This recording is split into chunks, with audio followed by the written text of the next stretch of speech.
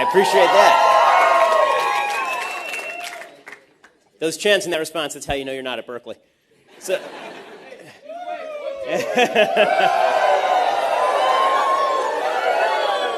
the wave here is okay. At baseball games, it's communism. So today I wanted to do something a little bit different. I've talked a lot about various themes that you see on college campuses and in our politics. I've talked about white privilege and why I think it's nonsense. I've talked about safe spaces and microaggressions and trigger warnings. So if you want to see any of those speeches, all you have to do is go over to YAF's page and you can watch all those speeches. But today I want to do something new. I want to talk about the rising tide of democratic socialism in the country. And I want to talk about all of the myths that are being purveyed by the Democratic Party and the media regarding one of the worst systems of thought ever purveyed against the human race. Let's talk a little bit about a woman named Alexandria Ocasio Cortez. So she's the left's newest darling, obviously, and that's why you're booing her. She's a younger, more charismatic, more diverse version of Bernie Sanders, who, of course, loves pudding and socialism. And she has launched a wave of enthusiasm for Marxism among members of the Democratic Party. Tom Perez says that she's the new face of the party, and she's receiving, I would say, a slightly outsized share of attention for a lady who had won a grand total of 17,000 votes in a Democratic primary. There are more people watching this live online right now than voted for Alexandria Ocasio-Cortez.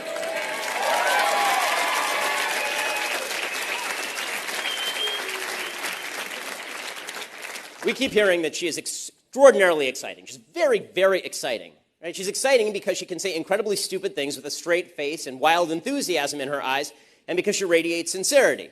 Of course, so do my two children who are under the age of 5, but I wouldn't put them in charge of the nation's economic policy. So today I want to talk about democratic socialism and the claims that it makes. In particular, I want to talk about 7 particular claims. All of them are wrong, and I think it's necessary for us to know why they are wrong so that we can fight what is going to be the wave of the Democratic Party in the future. The Democratic Party has basically decided that it wants to run on intersectionality with regard to race, on identity politics with regard to race, and on democratic socialism with regard to economics. So the first claim they make is that democratic socialism isn't exactly the same thing as socialism. Now, they can never actually explain why. Right? Or Cortez was asked this. She was asked on national TV, what is the difference between democratic socialism and socialism? And she had no answer. Bernie Sanders has been asked the same thing. Tom Perez has been asked the same thing. Hillary Clinton's been asked the same thing. No one can explain the difference because there is no difference. Democratic socialism is just socialism with a nice word in front of it. Right? It's like how if you add the word sandwich to turd, it is still a turd sandwich. If you add the word democratic to socialism, it is still socialism. So let's define what exactly socialism is, and it's kind of important to define the term so that we know what we're talking about. So the basic baseline socialist definition is the old ridiculous aphorism, from each according to his ability, to each according to his need. Socialist programs redistribute. Socialist economies abolish private property and nationalize industry in order to override profit incentives that drive the market. It's important to recognize the difference between these two things. Okay, just because a country has some socialist programs does not make it a socialist country. So, for example, Canada has socialized medicine. Canada is not a socialist country. Canada is a capitalist country with socialist medicine. It's important to separate these two things out because otherwise what you get is, look at Canada, what a socialist paradise where everybody has a really high income and everything's great, or the Nordic countries where everybody has a really high income and everything's great, and they have nationalized health care. It's like, right, nationalized health care is the socialist part, and the really high income is the non-socialist part. Right? The part of the living standard that's actually really good, that's the part that's not socialist. And it's important to distinguish these two things because when you conflate them, you're doing something inaccurate. Right? Socialism requires abolition of the profit incentive. And Alexandria Ocasio-Cortez, who is endorsed by the Democrat Socialists of America and consider herself a member of that group, they have openly stated that they wish to abolish the profit incentive, which is the incentive that has driven the greatest increase in wealth in the history of mankind. Okay, second, folks on the democratic socialist left, they claim that democratic socialism is not, in fact, force. Because it's democratic, right? They use the word democratic, so now it's not, now it's a democracy, so now it's not force anymore. Right? Just like the Republic of North Korea is actually a republic and doesn't use force anymore. As long as you just say things are what they are, then they become those things, right? If you say that a man is a woman, then he becomes a woman. And if you say that a non-republic becomes a republic, then it's a republic. That's just the way that it works. So if you say democratic socialism, then the fact that somebody from the government is pointing a gun at your head to rob you, that is not force anymore. Now it's democratic. Right? Now it's democracy. According to Jared Abbott of the DSA, Democratic Socialists of America Steering Committee. He says socialism is about democratizing the family to get rid of patriarchal relations. Good luck with that. Democratizing the political sphere to get genuine participatory democracy. Democratizing the schools by challenging the hierarchical relationship between the teachers of the school and the students of the school. That perhaps is the stupidest idea in the world. I mean, legitimately handing over education to 7-year-olds to democratize the classroom seems kind of dumb. Socialism is the democratization of all areas of life, including but not limited to the economy. But here's the problem. Voting for the use of force is still the use of force. If 2/3 of us vote to rob at gunpoint the other third of the people in this room, that is still force. That is still tyranny. The founders recognized this, which is why they built a system of checks and balances. They were worried about the tyranny of the majority explicitly. They created a constitutional system to prevent exactly this, to prevent the idea that, oh, you said it's democratic. Well, that means it's okay now if we decide to oppress some discrete and insular minority in the language of the Supreme Court with regard to race. Well, that applies with regard to economics, too.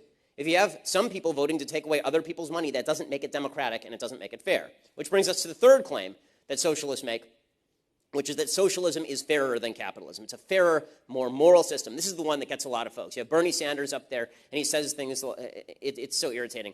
Bernie Sanders' entire shtick is he says things that are wrong with the world and then offers no solution, but because they're wrong with the world, people think that he's smart. Okay, Bernie Sanders is not a smart human.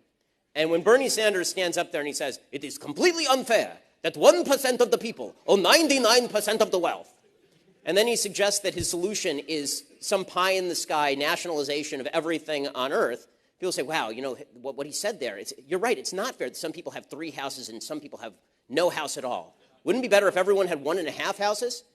Right, we'll just actually cut that third house right down the middle, and sure, there won't be a wall that actually protects us from the elements, but at least it'll be fair that way. Socialism is not fairer. It is deeply unfair, because fairness and our sense of justice actually rests on the premise that there are consequences for actions. Right? This is how we all feel. This is how every human being feels, including people on the left. Right? Everyone innately feels that if somebody gets something they don't deserve, then that is unfair. If you didn't earn it, but you got it, it feels unfair. The reason it feels unfair is because it basically is unfair, that your earning has to be connected with what you get out of it. Socialism seeks to destroy the system of action and consequences. Now, people mix up charity and socialism. Charity is based on the principle that we ought to help people in need. I agree. We ought to help people in need. That's why I give inside my religious community. That's why conservatives give significantly more money to charity than people on the left. It's why red states give more to charity than people in blue states. People in blue states think they did their job when they paid their taxes. People in red states know they still have a religious obligation in most cases to give money to the needy in their community. Charity is about what I owe to you, because the money in the end doesn't really belong to me. It belongs to God, right? That's what religious people think about charity. It's saying something about my job. But socialism says that if I need something, that creates additional rights in me. Charity is about my duty to you. Socialism is about your rights from me. And what's weird about it is that those rights only accrue the less successful you become economically. So right now, I don't have a right to take your money. But if I were to lose all of my money in a stock market crash, then I would have the right to come and steal your wallet. I fail to see how my economic status impacts my right to take your stuff. I'm exactly the same person. Why exactly should my rights change based on whether I am poor or whether I am rich? This is why I sort of like the biblical system that says that judges are not allowed to discriminate in favor of the rich or in favor of the poor. Socialism says precisely the opposite. We're supposed to discriminate in favor of people who have been less successful financially. This isn't just unfair, by the way. This is the essence of jealousy and greed. I have less, therefore I get to take your things. Right? Socialism violates 3 of the 10 commandments. Idolatry, because you're not supposed to worship government, you're supposed to worship God. It violates the prescription against theft, because socialism is indeed theft, even if you vote for the theft. And it violates the prescription against jealousy, that you're not supposed to envy your neighbor. You're not supposed to covet your neighbor's property. That's what socialism is about. That's why everybody is constantly talking about income inequality. Why the hell should you care whether the guy who lives next door is rich? If you're doing great, why do you care if the guy next door to you is rich? If you're living in the second nicest house on Bill Gates' block, you're doing fine. The income inequality between you and Bill Gates is massive, for sure. But are you suffering? The answer is no. The question isn't whether somebody's earning more than you. The question is whether you are suffering. The question is whether you are poor. If you want to make a statement that we all ought to get on board to fight poverty, I'm with you. If you want to say that we ought to fight income inequality, I'm not with you at all. Because I don't think that the rich guy stole from the poor guy. In fact, rich people don't get rich by stealing from poor people because it turns out poor people don't have money.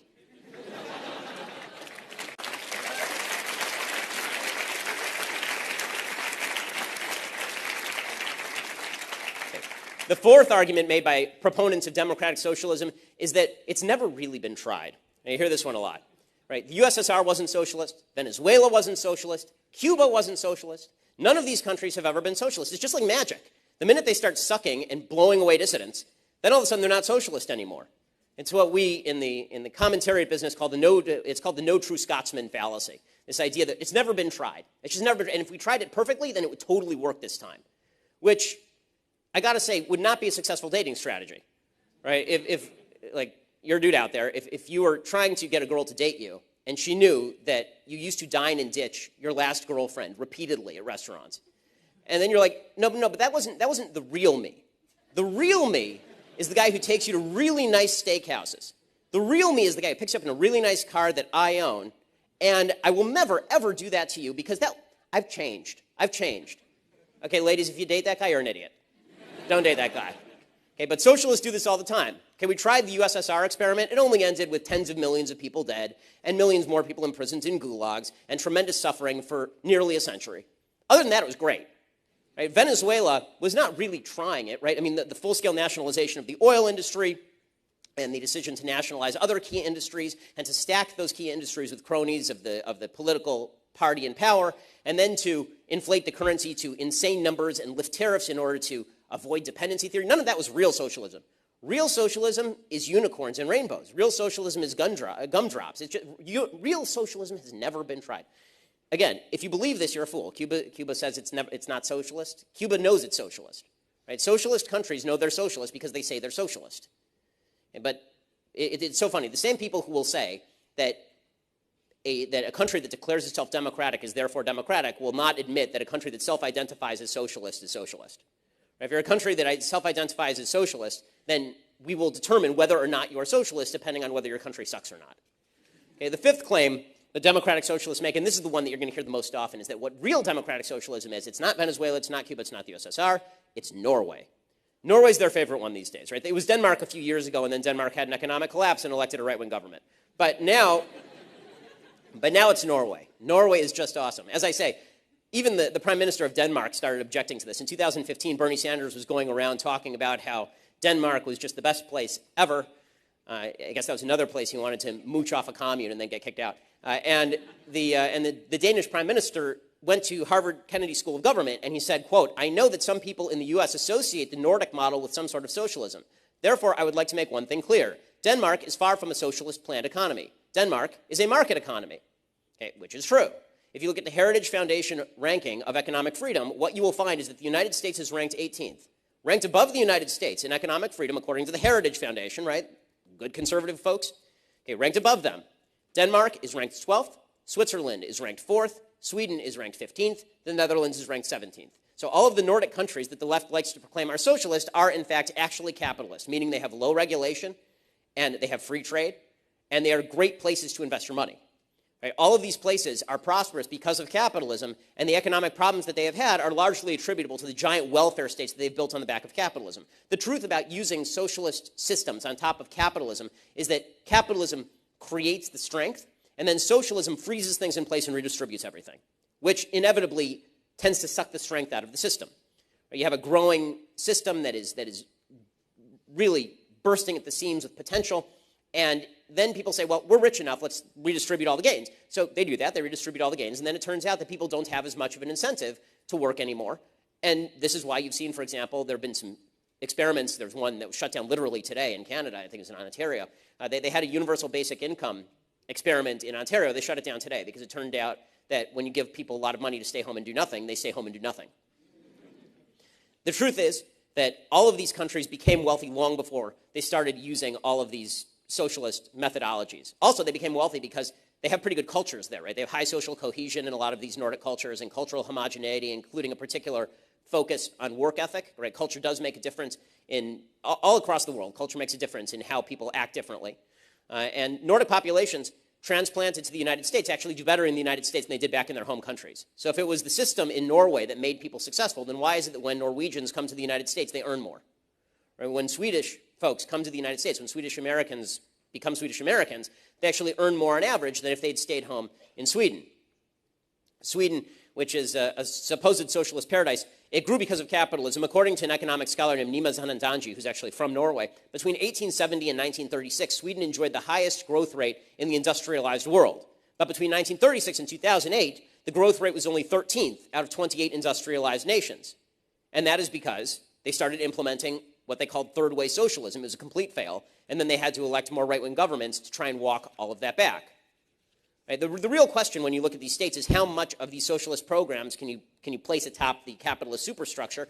And the answer is some, but not in an eternal amount. You can't just pile it on. You can't pile an infinite amount of socialism on top of a structure of capitalism and hope the structure of capitalism holds.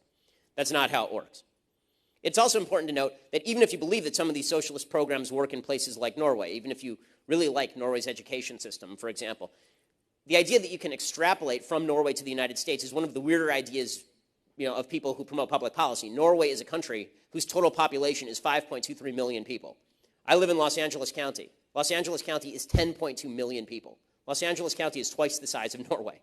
Okay, you can't actually take something that is somewhat working in a culturally homogenous area, which, by the way, is actually breaking down, because what you're seeing is that all of these socialist economies have created welfare states that are not sustainable with the populations they have. This has caused them to bring in a lot of low-wage immigration from abroad, and this is creating high levels of unemployment among those specific immigrants. The employment rate among immigrants to the United States is significantly higher than the employment rate for immigrants to Norway, and it's creating all sorts of cultural conflict in places like Norway and in places like Sweden, which is why you're seeing all this anti-immigrant sentiment in these socialist states. They created these socialist welfare states. They brought in a bunch of immigrants to fuel those socialist welfare states. They didn't assimilate any of those people. And then there's all sorts of cultural conflict that is happening because of this.